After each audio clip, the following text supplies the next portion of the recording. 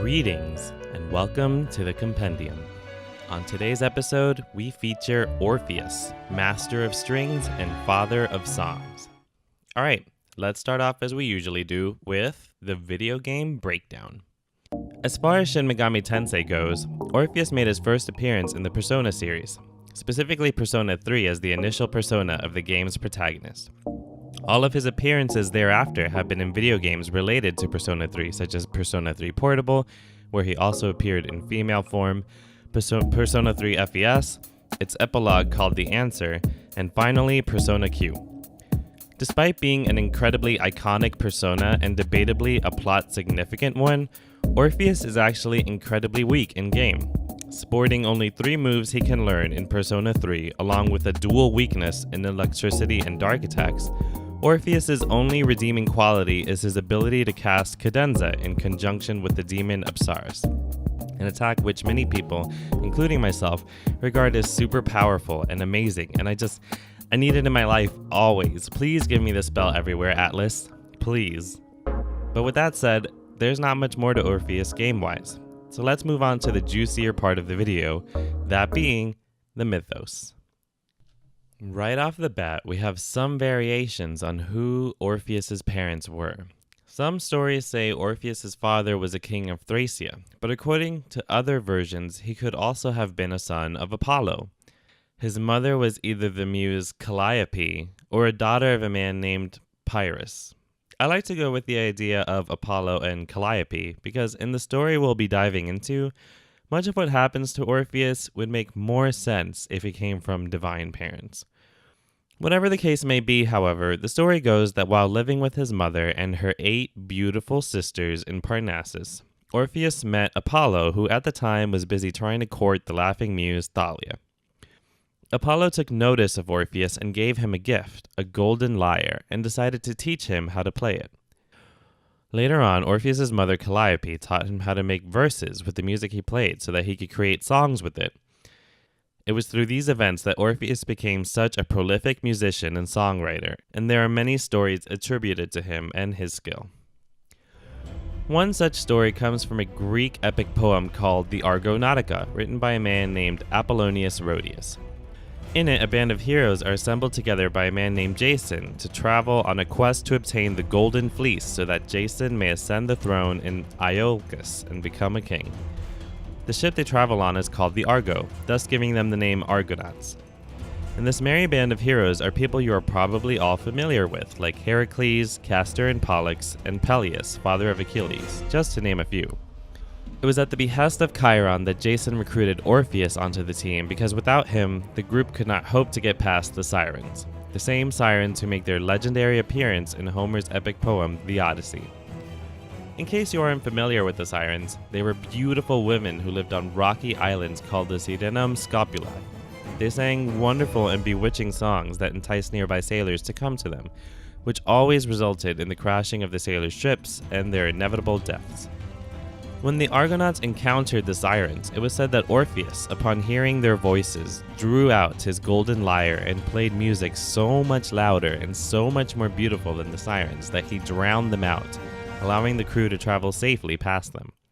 However, Orpheus's more well-known story is far more tragic, that being the death of his wife Eurydice, or Eurydice, if you want to be more correct in how it's spelled and pronounced. She was also known as Argiope. The reasons why this is a more popular story are actually kind of cool, but we'll get to that later. Eurydice was an oak nymph, and on the day of her wedding to Orpheus was set upon by a satyr while walking through the tall grass. Quick side note here, in Greek mythology, nothing ever good comes out of walking through fields of plants of any kind, so if you find yourself stuck in ancient Greece for whatever reason, avoid tall grass or flowers or meadows or just nature in general, like the plague. Anyway, while trying to escape the satyr, Eurydice fell into a nest of vipers where one struck her with a fatal bite to her heel. Orpheus soon found the body of his dead wife and, overcome with grief, played such a sad and mournful song that all of the nymphs and all of the gods wept for him. Taking pity on him, the gods told Orpheus to travel to the underworld, where he softened the hearts of both Hades and Persephone alike.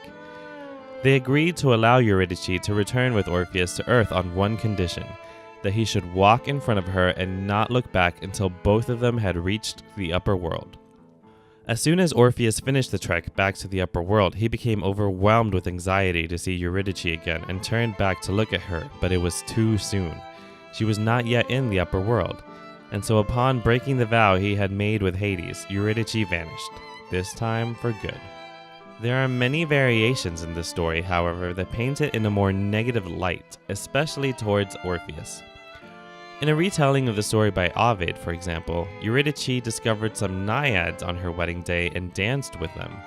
The naiads in mythology are often portrayed as jealous and dangerous female spirits whose fascination or passion towards something would lead them to kill the object of their attention. It's likely that if Eurydice were dancing with naiads, their jealousy towards an oak nymph getting married while they were left alone and single would be enough to incite them to murder her. In a grand retelling of the tale, Plato actually painted Orpheus as a coward. Upon discovering Eurydice's dead body, Plato's mentality was that if Orpheus's love were true, he should have killed himself right there in order to be with his love in the afterlife. Instead, because Orpheus decided to venture to the underworld and bargain for Eurydice's life by playing music for Hades, Plato took this as Orpheus actually mocking the gods. He took this as a sign that Orpheus's love was not in fact true. The gods then, in their disgust, gave Orpheus just an apparition of Eurydice to falsely appease him, and then later on had him killed by women as payback. Never mess with the gods, guys. It just won't work out for you. Earlier I said that the tale of Orpheus and Eurydice was popular for many reasons, some of which you may have already noticed in the story itself. It's believed that Eurydice was actually a late addition to the tale of Orpheus because of the parallels it seems to draw from other stories that seem to exist much later than Orpheus's time. One such story is that of Persephone, the wife of Hades, who was stolen from the upper world and tricked into staying in the underworld forever, or of Adonis, who is held captive in the underworld as well. The idea of having a fatal wound at the heel specifically recalls the story of Achilles and how he died. But more striking to me is this idea of not looking back, which is a theme that plays out in many stories later on in history. The most notable one that comes to mind is the story of the Bible involving Lot and his wife as they're escaping from Sodom. God allows Lot and his wife to escape Sodom with their lives as he burns it to the ground, provided that they go forward and never turn back to look at the town. Lot's wife inevitably turns back to look and turns into a pillar of salt, thus ending her life. Whether Eurydice was an actual part of Orpheus' story or not, later in his life Orpheus is said to have no interest in women at all and instead fell in love with young men, not an uncommon thing in ancient Greece.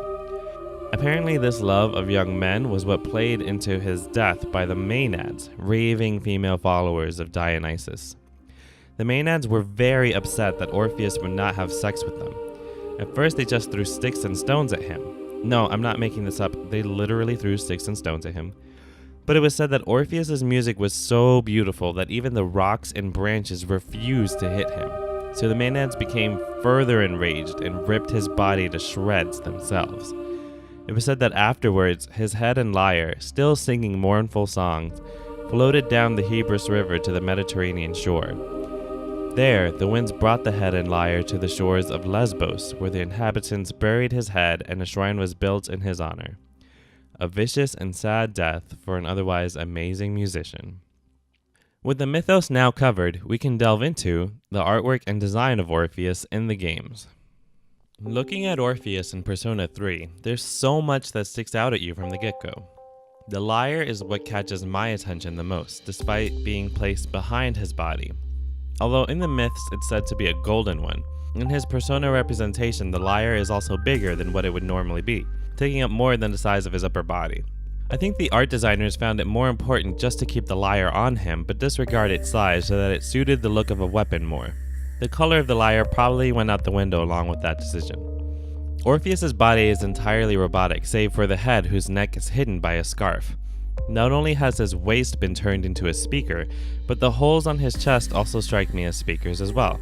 This is definitely another reference to the fact that Orpheus is a musician, but I also like to think of it as a nod to how loudly he can play his music. After all, in the Argonaut story, he was able to drown out the singing of the sirens. That's no normal feat for any human, no matter how loudly they can sing.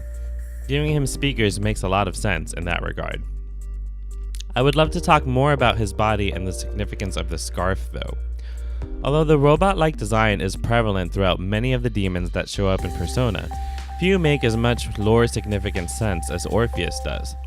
Considering that in his mythos his body was torn to shreds, it makes sense that in his Persona reincarnation he is shown having an artificial body. The one part of him that does seem to be non-artificial is his head.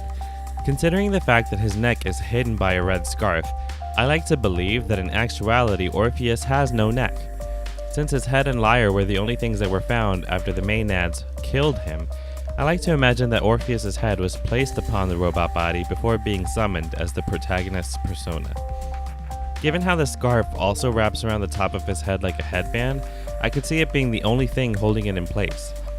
And to take it one step further, given how flowy and detailed the scarf is on top of its deep red coloring, I could almost imagine it as blood instead.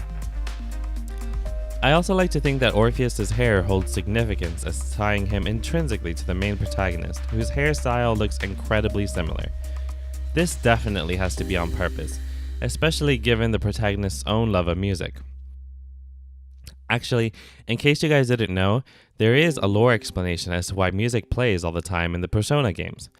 It's believed that all the music you hear in the game actually comes from the protagonist's own music player and their headphones, which is why the music is different between the male and female protagonists in Persona 3 Portable, and why the music changes with the seasons.